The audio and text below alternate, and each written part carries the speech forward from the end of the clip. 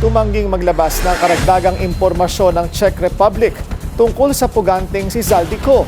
Yan ay kahit si PBBM mismo ang humingi nito. Narito ang agenda report ni Ivy Reyes.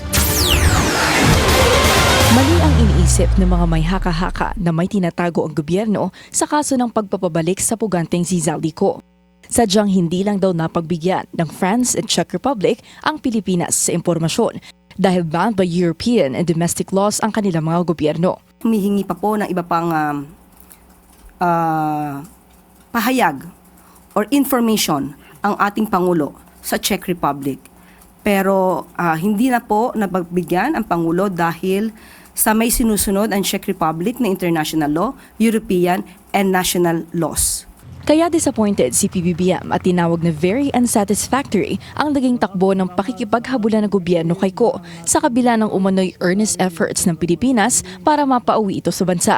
Kahit daw si Justice Secretary Frederick Vida na bumiyahe pa Czech Republic, hindi rin napagbigyan ng impormasyon kung paano at kailan nakalabas ng bansa si Ko patungong France. Pero ang tanging kinumpirma raw ng Czech Republic, hindi nga raw mali ang pagkakaanunsyo ng Pangulo noong April 16 na nasa kustodiya nila ang dating mambabatas. Mr. President, you are correct in your information that Zaldico was detained by Czech authorities due to invalid travel documents.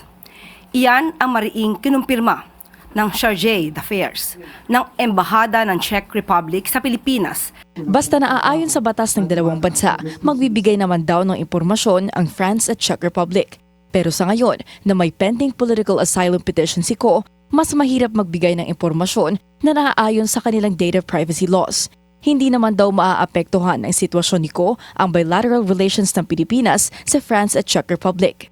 Pinulong kahapon ni PBBM si French Ambassador Marie Fontanelle at Czech Republic Chargé d'Affaires Eva Tenzin kung saan humingi ng tulong ang Pilipinas para mapauwi ang isa sa key figures ng flood control scandal.